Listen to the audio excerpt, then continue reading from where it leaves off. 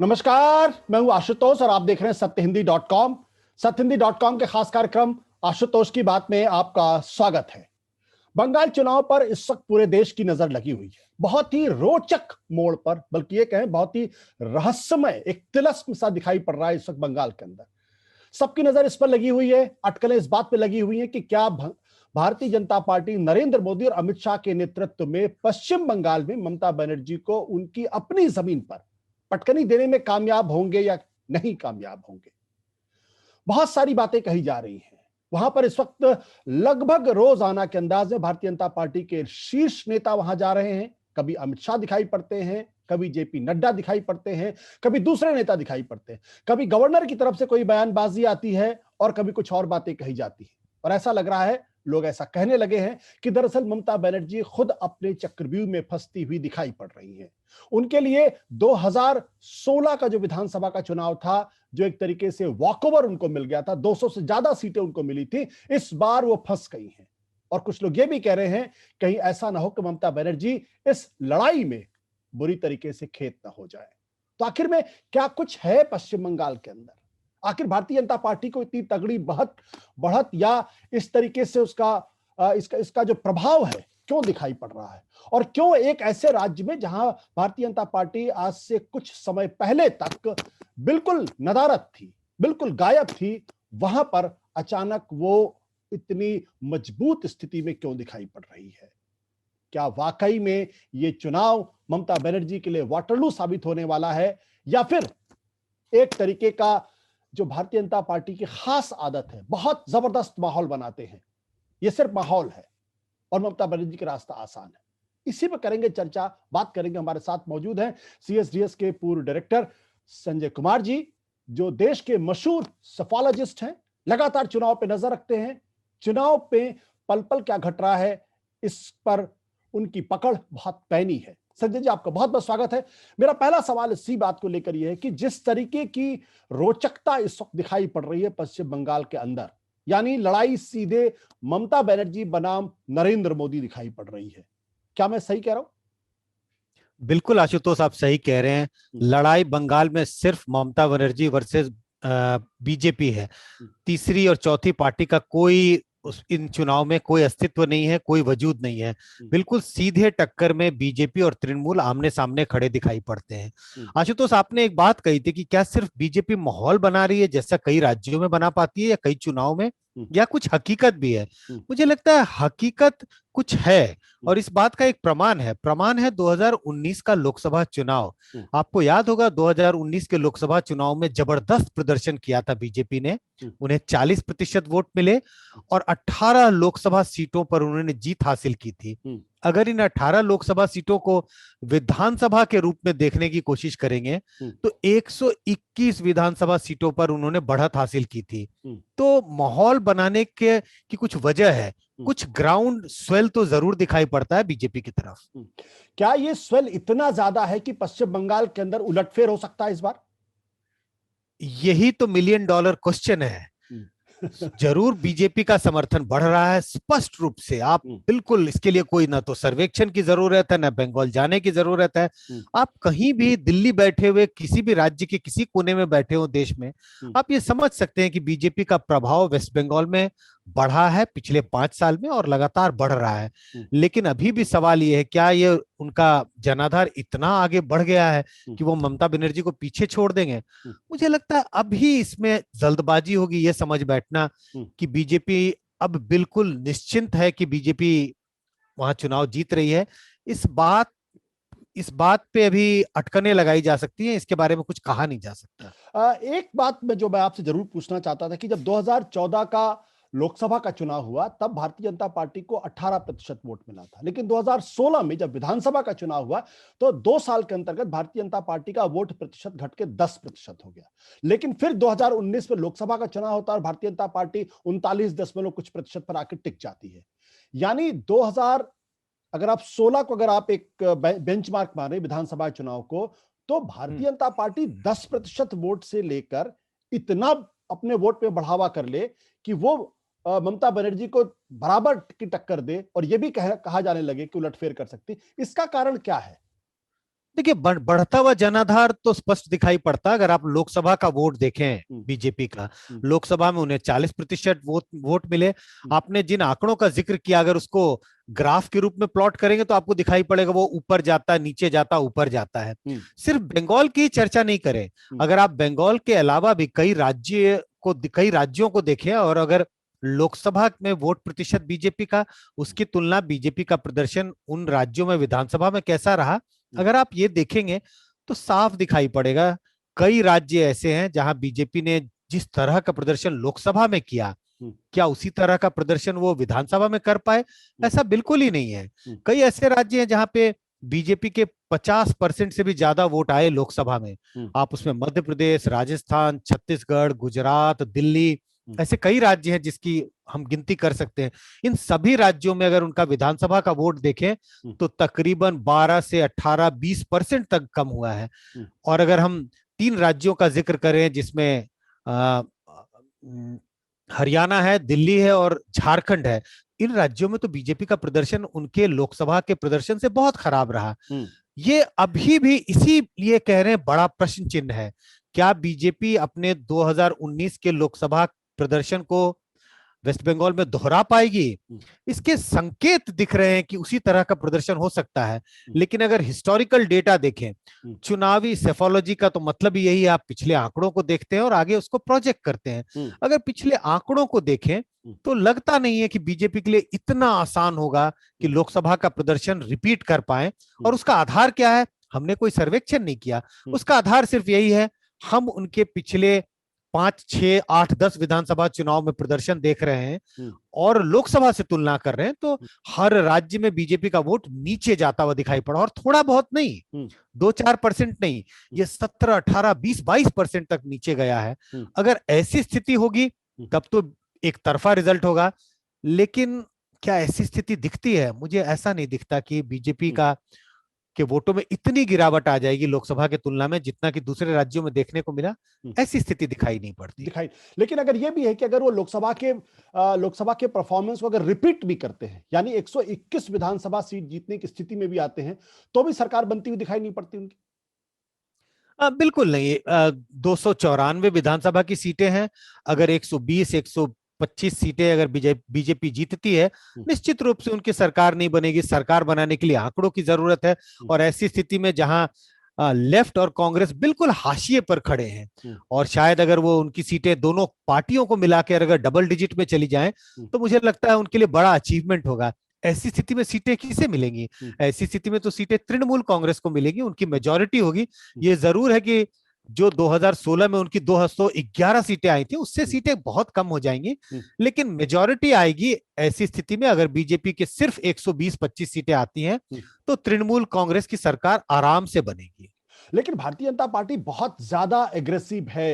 आपने देखा होगा कि जब बिहार चुनाव के रिजल्ट आए थे, उसी दिन नरेंद्र मोदी ने इशारों में हिंसा का जिक्र किया था, और उसका मतलब पश्चिम बंगाल था। यानी भारतीय जनता पार्टी पिछले 1 साल के अंतर्गत जबरदस्त तैयारी कर रही है। चाहे भारतीय जनता पार्टी के वरिष्ठ नेता हो जेपी नड्डा, वो एक इलाके से दूसरे इलाके में रोड शो कर रहे हैं। अमित शाह लगातार वहां जा रहे हैं।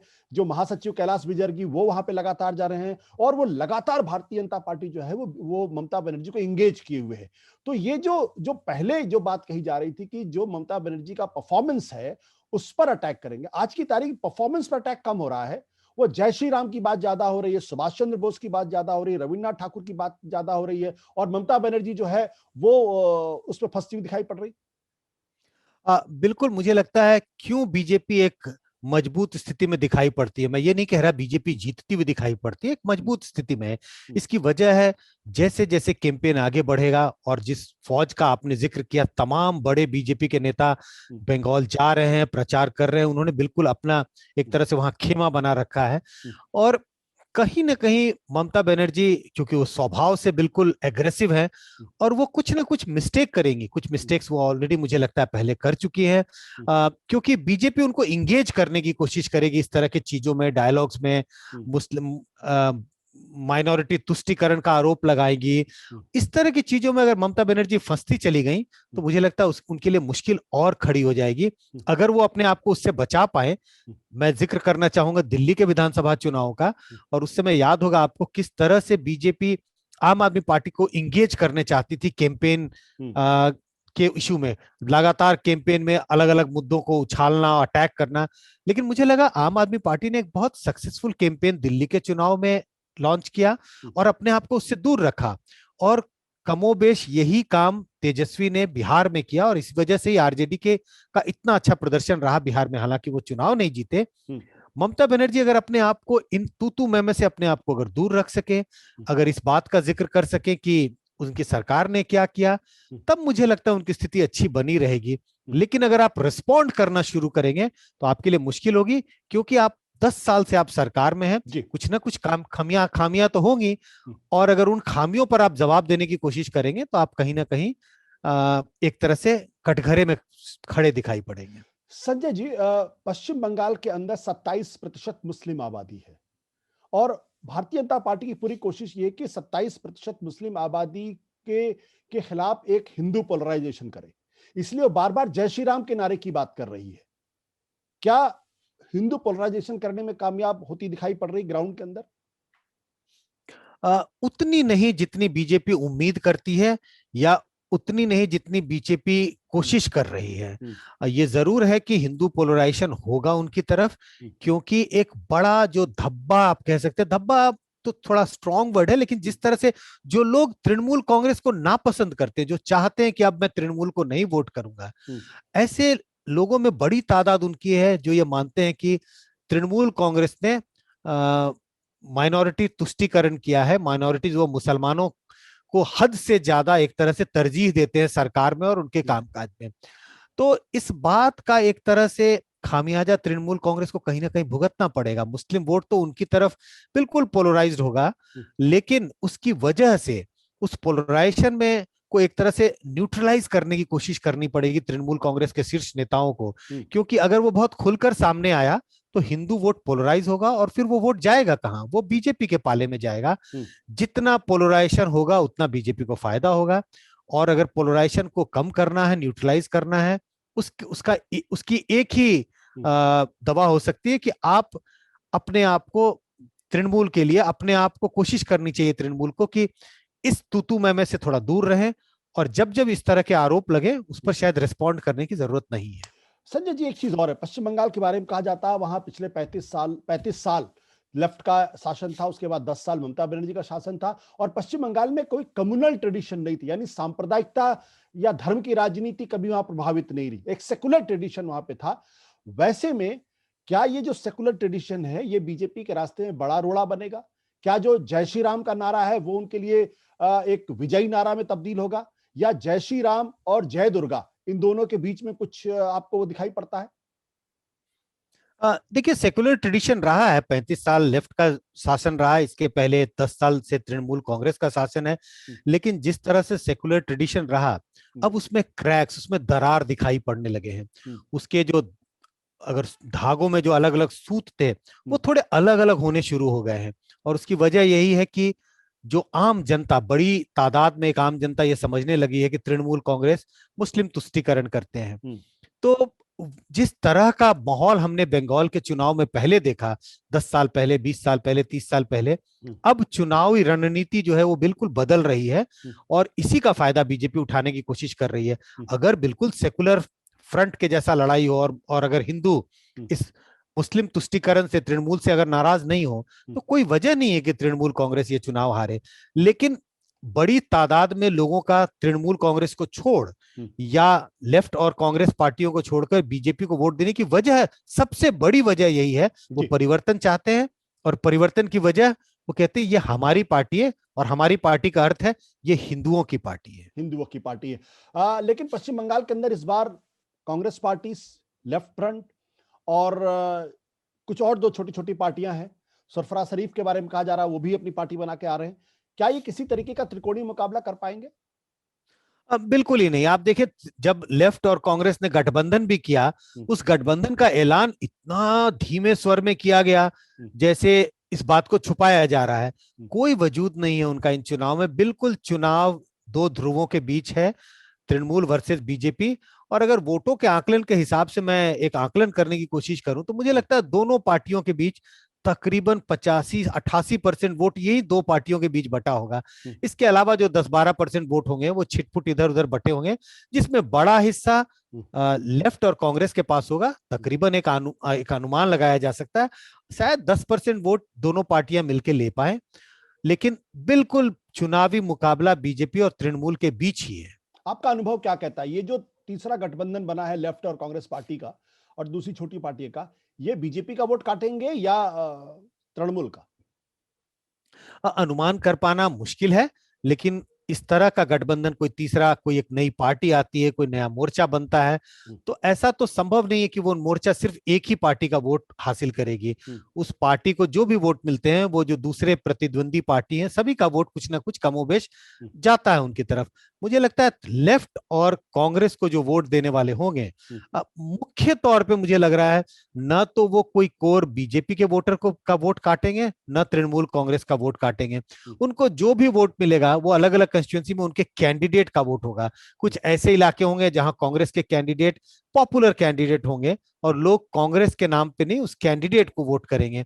और इसी तरह से लेफ्ट के कुछ पॉपुलर लीडर होंगे अपने अपने इलाके में, वो उस कैंडिडेट को वोट करेंगे। और उसको अगर आप एग्रीगेट कर देंगे तो ये हमें कोई 8-10% वोट दोनों पार्टियों उस गठबंधन के का दिखाई पड़ेगा। लेकिन अगर कोई अनुमान करना ही हो तो मुझे लगता है ये कम से कम वैसे वोटर होंगे जो तृणमूल को तो वोट नहीं करना चाहते, लेकिन ऑल्टरनेटिव की तलाश में है और ऑल्टरनेटिव में बीजेपी के साथ भी नहीं जाना चाहते। तो शायद बीजेपी को ही वो ज्यादा डेंट करेंगे। जितना वोट लेफ्ट कांग्रेस का ऊपर जाएगा उतना बीजेपी को नुकसान होने की गुंजाइश है।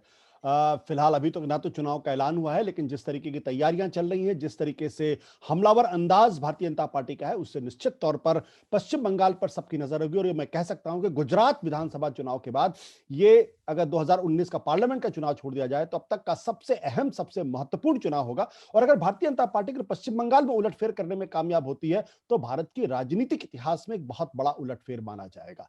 बहुत बहुत शुक्रिया संजय जी हमसे बातचीत करने के लिए। Thank you so much. सत्य हिंदी का ऐप डाउनलोड करें गूगल प्ले स्टोर पर।